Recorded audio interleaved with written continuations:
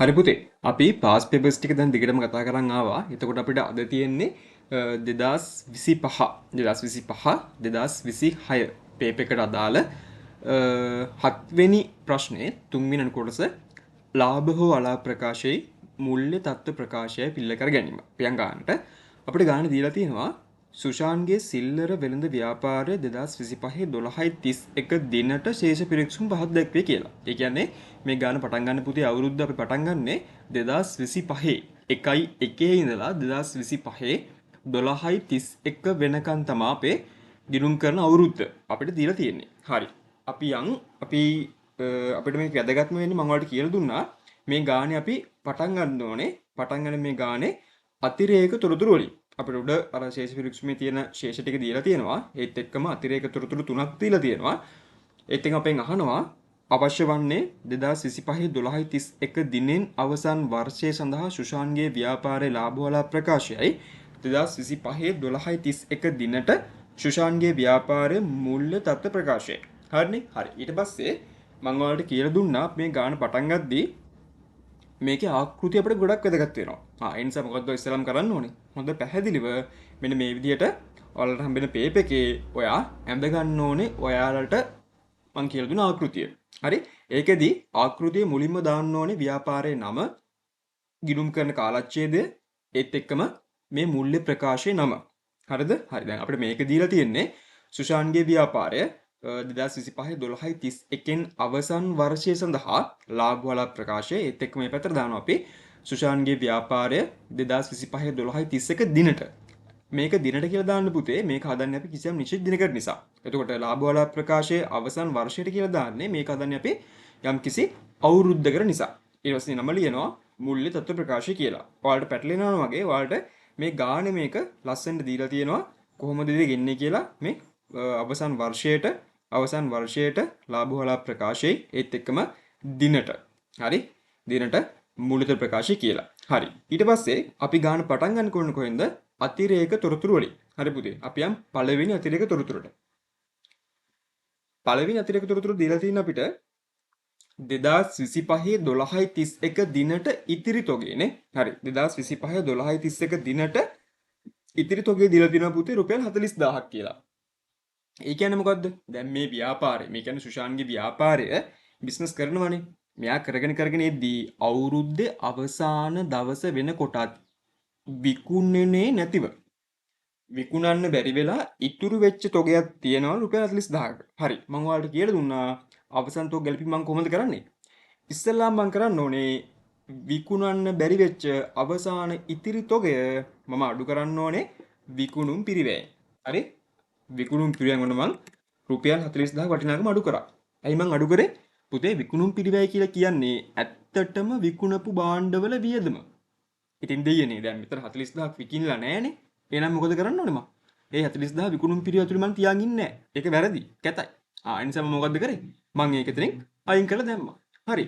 දැන් විකුණන්න බැරි වුණා කියන එක හරි. දැන් අපි ඔක විසික් කරන්න ඕනද? නෑ. එහෙනම් මොකද්ද? අවසාන දිනටත් ඉතුරු වෙලා තියෙනවා කියලා කියන්නේ පුතේ. තොගේ කියන්නේ අපේ වත්කමක්. මොන වත්කමක්ද? ඇයි? තොගේ කියන්නේ අපිට අයිති වෙලා තියෙන දෙයක්. ඒ නිසා අපේ වත්කමක් මොන වත්කමක්ද? ඒක අපේ ජංගම වත්කමක් පුතේ. එහෙනම් මන් දා ගන්නවා තොගය මුල්‍යදත්ත ප්‍රකාශයේ ජංගම වත්කම් යටතට මුලින්ම දාගන්නවා කීයද රුපියල් 40000ක් වන්න මම දාගත්තා. හරිනේ? ඔන්න අපි අවසන් තොග ගැලපීම කරා. කොහොමද මම ඒක කරේ? අවසන් තොගේ ගත්තා කීයද කියලා වටිනාකම තිබුණ රුපියල් 40000ක්. ඉස්සෙල්ලම මම මොකද්ද කරේ? විකුණුම් පිරිවැයෙන් අවසාන තොගේ අඩු කරා. ඇයි මම ඒක කරේ? විකුණුම් පිරිවැය කියන්නේ ඇත්තටම විකුණුම් භාණ්ඩවල පිරිවැය. නමුත් විකුණලා නැත්තම් තාම මේක අපිත් එක තියන් ඉන්න බෑ. ඒ නිසා මම මොකද්ද කරේ? 40000ක තිරින් මං අයින් කරා. ඒත් එක්කම මම මොකද්ද කරේ? ඒක විකුණන්න බැරි වුණත් ඒක අපිට අයිති වෙලා තියෙන දෙයක්. ඒ නිසා මම මොකද්ද කරේ? මුල්‍ය තත්ත්ව ප්‍රකාශයේ ජංගම වත්කම් යටතට මම දාගත්තා රුපියල් කීයද? 40000ක් කියලා. හරිනේ පුතේ? ඔන්න පළවෙනි අතිරේක තොරතුර අපි ඉවර කරගත්තා. හරි? ඉවර කරන් පස්සේ ඔයාලා දාගන්නවා ටික් එකක්. හරි? හරි. හරි පුතේ. අපි යන් අපේ දෙවෙනි අතිරේක තොරතුරට. අපිට දෙවෙනි එකේ දීලා තියෙනවා මෝටර රථ සරල මාර්ග ක්‍රමයට වාර්ෂිකව 110 බැගින් ෂය කළ යුතුයි කියලා. හරි ලේසි. මම ඔයාලට කියලා දුන්නා මොකද්ද? ෂය ගැලපීම. දැන් බලන්නකෝ. ඉස්සල්ලාම මේ ෂය ගැලපීමේදී අපි හොයාගන්න ඕනේ අපේ අවුරුද්දට අදාළ වෙච්ච ෂය වියදම. හරි? අවුරුද්දට අදාළ වෙච්ච ෂය වියදම. හරි බලමුකෝ. දැන් ඔයා හොයාගන්න ඕනේ මෙතන තියෙන මෝටර රථ බලන්න ශේෂ මේ තියෙනවා. මේ බලන්නකෝ. මෙතන තියෙනවා මෝටර රථ පිරිවැයට දීලා තියෙන පුතේ රුපියල් 2,50,000ක් කියලා. හරි? 2,50,000ක් තියෙනවා. පුතේ ෂය කියලා කියන්නේ අපි ගාව තියෙන මේ ජංගම නොවන වත්කම. එහෙම නැත්නම් මේ මෝටර රථය පාවිච්චි කරන්න ඒකේ වටිනාකම අඩු වෙනවා. ඒ වටිනාකම අඩුවීම ව්‍යාපාරයට වියදමක්. අන්න ඒ නිසා මොකද්ද මම කරන්නේ? මෙන්න මේ මෝටර රථයේ ෂය වෙන වටිනාකම් ගණනය කරගන්නවා. මෙයාලා අපිට තිබ්බ ගණනය කරගන්නේ කොහොමද කියලා. කොහොමද පුතේ ගණනය කරන්නේ? මෙයාලා කියනවා මෝටර රථ ෂය කරන්නලු පිරිවැයට 110ක්. පිරිවැයට 110ක්. එහෙනම් මොකද කරන්න ඕනේ? දැන් අපිට පිරිවැය දීලා තියෙනවා. එහෙනම් මම මොකද කරන්න ඕනේ? මේකට 110ක් බලන්න. 110ක් බලන්න. හරි? කොහොමද මම ගණනය කරේ? 2,50,000 වැඩි කරනවා 10න් ඒක බෙදනවා කීයද? 100. එතකොට අපිට එනවා වාර්ෂික ෂය ප්‍රමාණය රුපියල් 25,000ක් කියලා. හරිනේ? එහෙනම් වාර්ෂික ෂය ප්‍රමාණය කීයක් එනවද? රුපියල් 25,000ක් කියලා එනවා. එහෙනම් මොකද්ද මම දැන් කරන්න ඕනේ? දැන් ඔයා දන්නවා ෂය කියන්නේ වියදමක්. දැන් මෙතන තියෙන්නේ මෝටර රථයනේ. එහෙනම් පුතා මෝටර රථ ෂය කියන්නේ අපි සාමාන්‍යයෙන් දාන්නේ බෙදා හැරීමේ වියදම් යටතට. එහෙනම් ඉස්සෙල්ලා මම කිව්වා ෂය වල පළවෙනි පියවර ඔයා කරන්න ඕනේ ෂය වියදම හොයාගෙන ඒක දාන්න ඕනේ ලාභ හෝ අලාභ ප්‍රකාශයේ බෙදා හැරීමේ වියදම් යටතට. දාගමු. දාගන්න තියෙන්නේ මෝටර රථ ෂය. දාගමු. මෝටර රථ ෂය. කීයක් ආවද පුතේ? අපි ගණනය කරගත්ත රුපියල් 25,000ක් කියලා. මම මේ ගණනය කරගත්තේ කොහොමද? මෝටර රථවල පිරිවැය තිබ්බා රුපියල් 2,50,000ක්. ඒ 2,50,000ට 110ක් බැලුවා. හරි පුතේ. ෂය ගැලපීම පියවර 2. අපි මොකද කරන්න ඕනේ? අපි කරන්න ඕනේ එක දැන් මෝටර රථ කියන්නේ අපේ වත්කම. මොන වත්කමක්ද? ජංගම නොවන වත්කමක්. ඒ නිසා මම එක ජංගම නොවන වත්කම යටතේ මෝටර රථය කියලා මොකද කරන්න ඕනේ? මෝටර රථ කියලා අපි එක වාර්තා කරන්න ඕනේ. මෝටර රථවල පිරිවැය දීලා තිබ්බ පුතේ කීයක්ද ඔයාලට? රුපියල් 2,50,000ක්. හරි. ඊට පස්සේ ඔයා බලන්න ඕන හොඳට මේ මෝටර රථයට අදාළ ෂය වෙන් කිරීමක් දීලා තියෙනවද කියලා. හරි? මේ මෝටර රථයට අදාළ ෂය වෙන් කිරීමක් දීලා තියෙනවද කියලා බලන්න. බලන්න පුතේ. ෂය වෙන් කිරීමක් දීලා තියෙනවද කියලා? අපිට පේන්නේ නැහනේ. හරි. ඒ කියන්නේ මොකද්ද? පුතේ ෂය වෙන් කිරීම කියලා කියන්නේ මේ මෝටර රථේ මීට කලින් අරගෙන ඒක ෂය කරලා අපේ මේ අවුරුද්ද පටන් ගන්න දවසට වෙනකන් තියෙන ෂයවල එකතුව තමයි ඔය ෂය වෙන් කිරීම. එහෙම නැත්නම් සමුච්චය ෂය කියලා කියන්නේ. දැන් මේ මෝටර රථයට දාලා එහෙම කලින් අවුරුද්දේ කිසිම ෂය ප්‍රමාණයක් අපිට ගන්න දීලා නැහැ. එහෙනම් මොකද්ද කරන්න ඕනේ? එහෙනම් අපි අර හොයාගත්ත ෂය ප්‍රමාණයම තමා, ඒ කියන්නේ මෙන්න මේ හොයාගත්ත ෂය ප්‍රමාණයම තමා අපි මෙතන මේ සමුච්චිත ෂය විදිහට දාන්න ඕනේ. එහෙනම් මම කීයක් දාන්න ඕනේද? රුපියල් 25,000ක් දාන්න ඕනේ. හරි? ඔන්න මම මොකද්ද කරේ? අපි අර හොයාගත්ත ෂය ප්‍රමාණයම සමුච්චිත ෂය විදිහට මෙතන මම මොකද්ද කරේ? දාගත්තා. ඊට පස්සේ පුතේ ඊට පස්සේ කරන්න තියෙන අපිට ධාරණගේ දාගන්න. ධාරණගේ කොහොමද ගන්නෙ? ධාරණගේ ගන්නේ මෙන්න මේ පිරිවැයෙන් අපි අඩු කරන්න ඕනේ. මොකද්ද? සමුච්චිත ෂය. ඒ කියන්නේ 2,50,000න් 25,000ක් ගිහපම කීයක් එනවද? 2,25,000ක් එනවා. ඔන්න ෂය ගැලපීමත් අපි ලස්සන ඉවර කරගත්තා. මොකද්ද කරේ? ඔයා බැලුවා ගානේ ෂය වෙන්නේ 100ට කීයක්ද කියලා. ඊට පස්සේ පිරිවැයට ඒ ෂය ප්‍රමාණය ගණනය කරගත්තා. එතකොට අපිට වාර්ෂික ෂය ප්‍රමාණය රුපියල් 25,000ක් ආවා. ඊට පස්සේ මම මොකද්ද කරේ? මෝටර රථේ එහෙම දාගත්තා කොහෙද? මුල්‍ය තත්ත්ව ප්‍රකාශයට ජංගම නොවන වත්කමක් විදිහට. හරිද පුතේ? එතකොට මෝටර රථේ පිරිවැය අපිට ශේෂ පිරික්සුමේ දීලා තිබ්බා. ඒත් එක්කම සමුච්චිත ෂය ප්‍රමාණයක් එතන කලින් ෂය වෙන් කිරීම මේ ගාන තිබුණේ නැහැ. ඒ නිසා මොකද්ද මං කරේ? සමුච්චිත ෂයක් නැහැ කියලා කියන්නේ කලින් මේ අවුරුද්දේ ගත්ත ෂයම තමා සමුච්චිත ෂය විදිහට මං දාන්නේ. ඒතර කීයක් ආවද? රුපියල් 25,000ක්. ඊට පස්සේ මම මොකද්ද කරේ? ධාරණගේ විදිහට දාගත්තා. අර පිරිවැයෙන් සමුච්චිත ෂය අඩු කරපු ප්‍රමාණය. ඔන්න අපි දෙවෙනි අතිරේක තොරතුරත් මං ගලපලා ඉවරයි. හරි? ඔන්න මම ඒකට ටික් එකක් දාගන්නම්. ඔන්න දෙවෙනි අතිරේක තොරතුරත් දැන් මං ගලපලා ඉවරයි.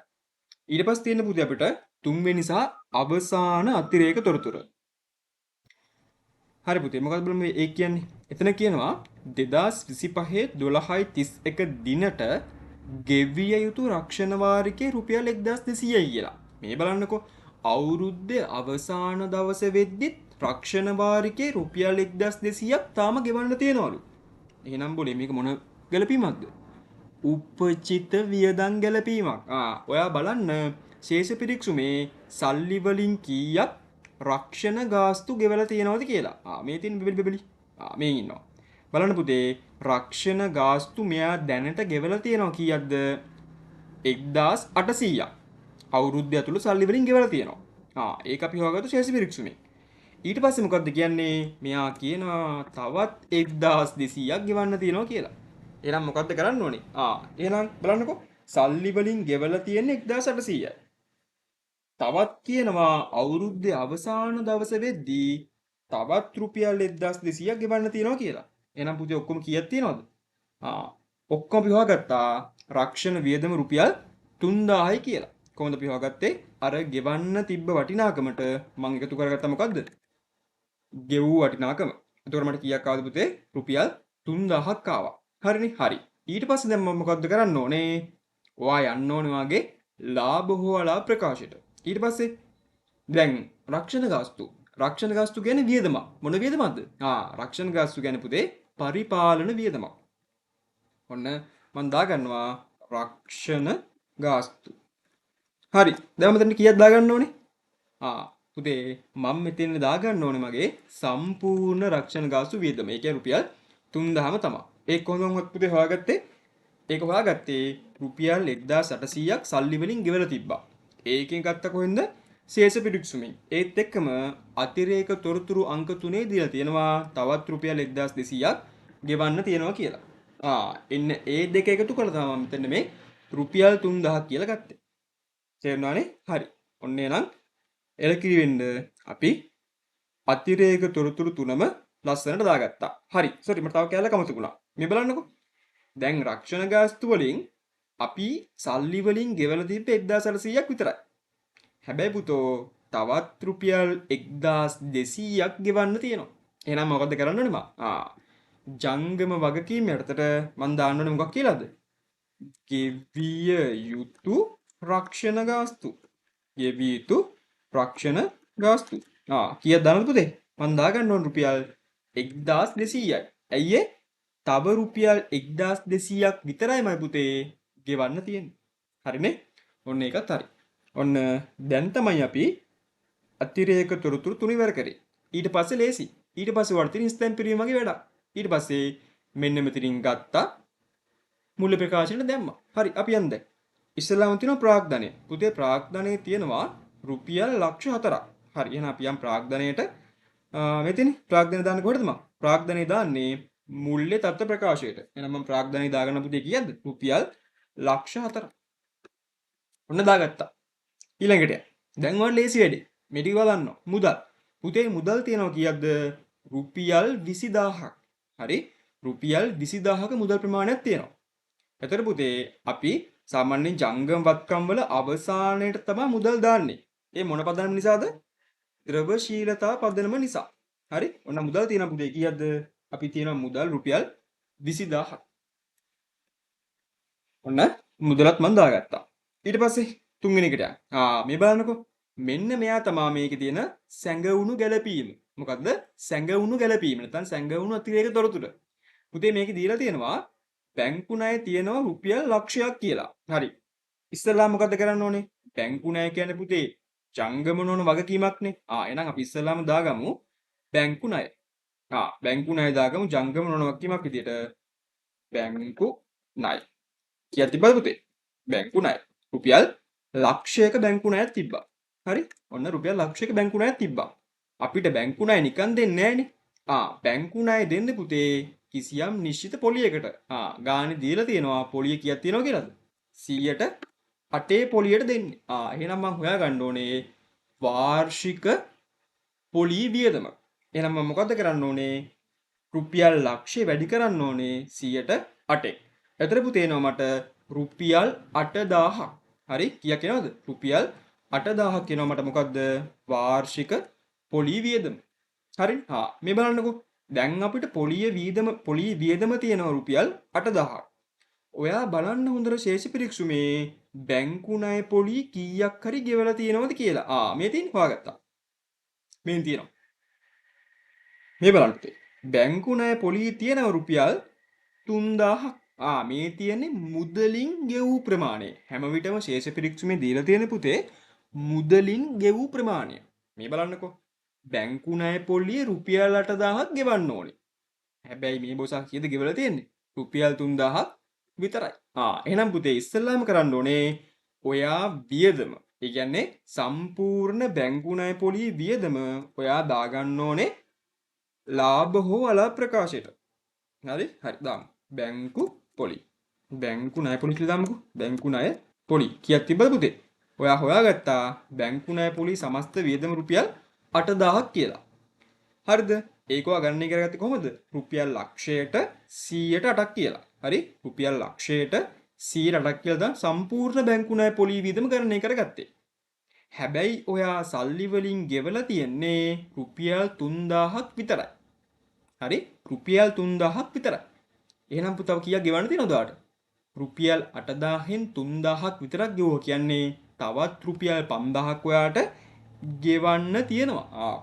ඒකට මොකද පුතේ අපි කියන්නේ ගෙවිය යුතු බැංකු ණය පොලි. ගෙවිය යුතු බැංකු ණය පොලි. හරිනේ පුතේ. බලන්න කීයක් තිබ්බද කියලා. කීයක් තියෙනවද? 8000ක් තිබ්බා. ඒ 8000න් අපි 3000යි ගෙවලා තියෙන්නේ. එහෙනම් තවත් රුපියල් 5000ක් ඇරියස්. එහෙනම් ඔන්න 5000ක් මං ගෙවලා දැන්. 5000 දාගත්තා මං කොහෙටද? ගෙවිය යුතු බැංකු ණය පොලි කියලා ජංගම වගකීමක් විදිහට. හරිනේ පුතේ? හරි. ඔන්න අපි ඒ තිබ්බ බැංකු ණය පොලි එකත් ඉවර කරා. ඊට පස්සේ ණය ගැතියෝ. පුතේ ණය ගැතියෝ ලේසි. ණය ගැතියෝ තියෙන රුපියල් 22000ක්. ඔයා දාගන්න ඕන ණය ගැතියෝ කියන්නේ මොකද්ද? ණය ගැතිය කියලා කියන්නේ ජංගම වත්කමක්. ඒකට දාගන්න මොකද්ද? ණය ගැතියෝ කියලා රුපියල් 22000ක්. 22000ක් දාගන්නවා. හරි? හරි. ඊට පස්සේ ණය හිමියෝ. පුතේ ණය හිමියෝ කියන්නේ මොකද්ද? ණය හිමි කියලා කියන්නේ ජංගම වගකීමක්. ඒ නිසා රුපියල් 25000ක් දාගන්නවා මං කීයක් කොහෙද? ජංගම වගකීම යටතට ණය හිමියෝ කියලා. ණය හිමියෝ කියලා. කීයක් තිබ්බද පුතේ? 25000ක් තිබ්බා. ඔන්නම එකක් දාගත්තා. හරිනේ? හරි. ඊට පස්සේ එකට යන්න. ඊට පස්සේ තියෙනවා බොල් ණය. මේ බලන්නකෝ. බොල් ණය. බොල් ණය කියන්නේ වියදමක් කියලා ඔයා දන්නවා. හරි මොන වියදමක්ද? පුතේ බොල් ණය කියන්නේ බෙදා හැරීමේ වියදමක්. ඇයි මං එහෙම කියන්නේ? පුතේ බෙදා හැරීමේ වියදම් කියලා කියන්නේ එක්ක භාණ්ඩ විකුණන්න.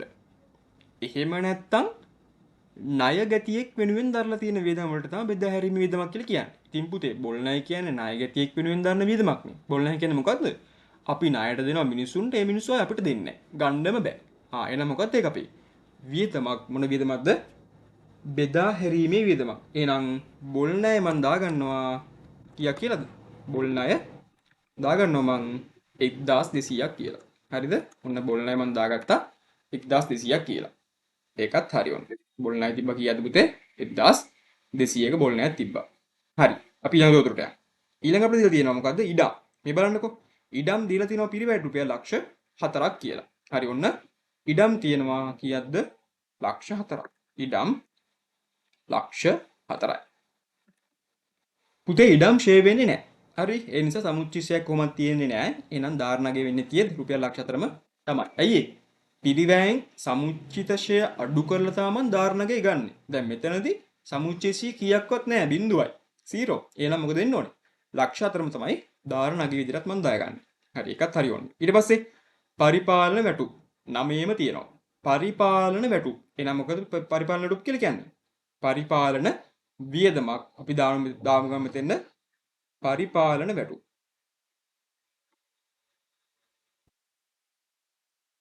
පරිපාලන වැටු. පරිපාලන වැටු කීයද තිබ්බද පුතේ? රුපියල් 15000ක් තිබ්බා. ඔන්න 15000ක් මම දාගත්තා. හරිනේ? හරි. ඊළඟට විදුලි ගාස්තු මේ බලන්නකෝ විදුලි කියන්නේ මොකද්ද පුතේ? විදුලි ගාස්තු කියන්නේ එදිනෙදා පරිපාලනය වෙනුන් දරන වියදමක්. එහෙනම් විදුලි ගාස්තු කියන්නේ මොකද්ද? පරිපාලන වියදමක්. එහෙනම් විදුලි ගාස්තු නෝ කියද රුපියල් 8500ක්. මම මෙතනින් දාගන්නම් විදුලි ගාස්තු. කියා තිබ්බද පුතේ? විදුලි ගාස්තු තිබ්බ රුපියල් 8500ක්. 8500ක් තිබ්බා. විදුලි ගාස්තු රුපියල් 8500ක් තිබ්බා. මෙතන මකා ගන්න. විදුලි ගාස්තු කියා තිබ්බද පුතේ? 8500ක් තිබ්බා. ඔන්න මම එකක් දාගත්තා. හරි. ඊළඟට යන්න. මේ බලන්නකෝ අපිට දීලා තියෙනවා 2025 1.1. ඒ කියන්නේ මොන තොගේද මේ? කියන්නේ ආරම්භක තොගය. ආරම්භක තොගය කීයක් තියෙනවද? රුපියල් 4000ක් තියෙනවා. එහෙනම් මං ආරම්භක තොගය කියලා දාගන්නවා කීයද පුතේ?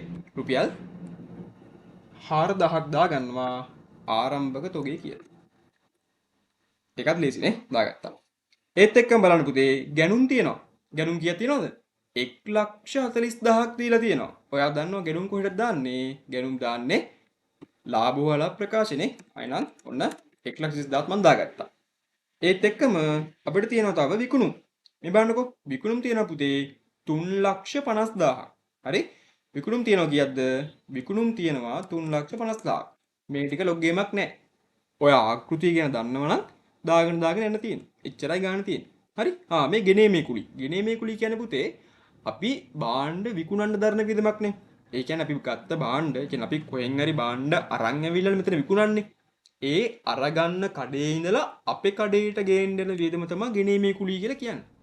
රුපියල් කීයක් තියෙනවද?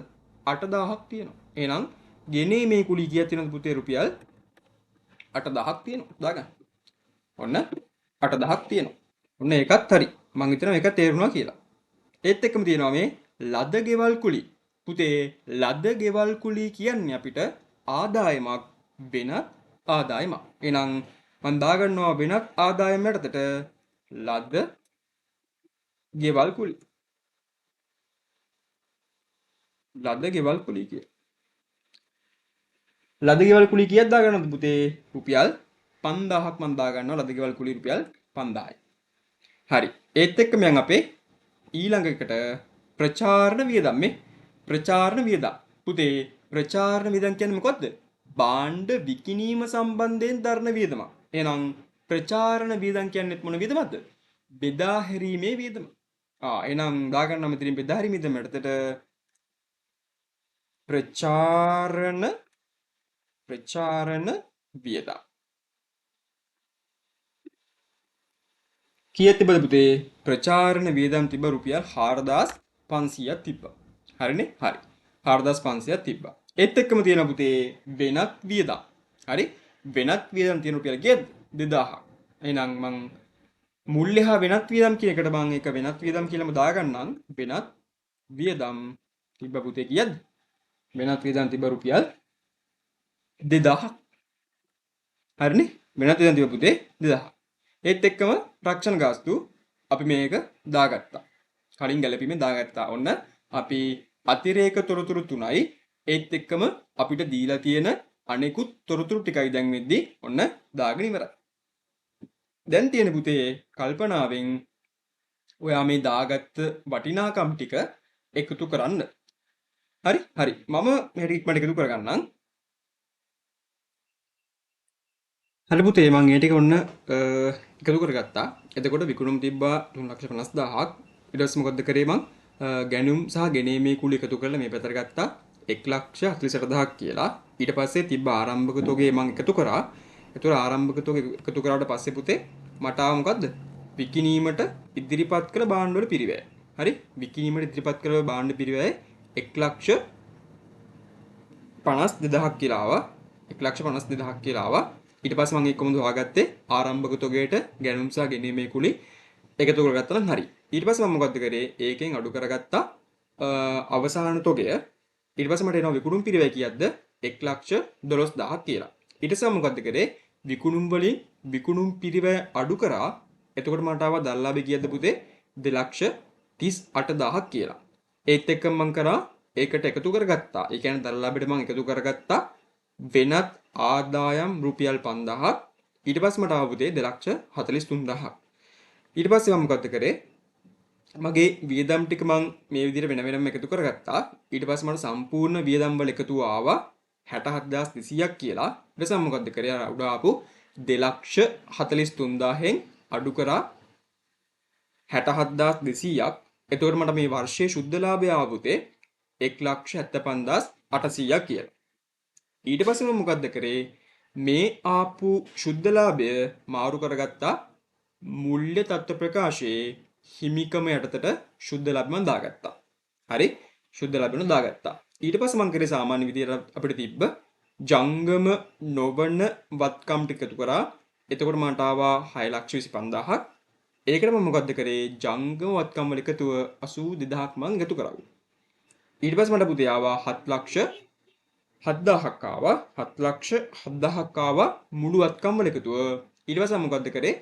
මට තිබ්බ ආරම්භක ප්‍රාග්ධනයට ශුද්ධ ලාභය එකතු කරලා මං හොයාගත්ත අවසාන දින ප්‍රාග්ධනය. මේ ගානේ ගැන්ලි තිබුණ නැහැ. ගැන්ලි තිබ්බනම් පුතුවා මෙතනින් මේක අඩු කරන්නයි ඕනේ. අඩු කරන්න ඕනේ. අඩු කරලා අවසාන දින ප්‍රාග්ධනය හොයාගන්න. ඒත් එක්ක ජංගම නොවන වගකීමුයි ජංගම වගකීමුයි තිබ්බා.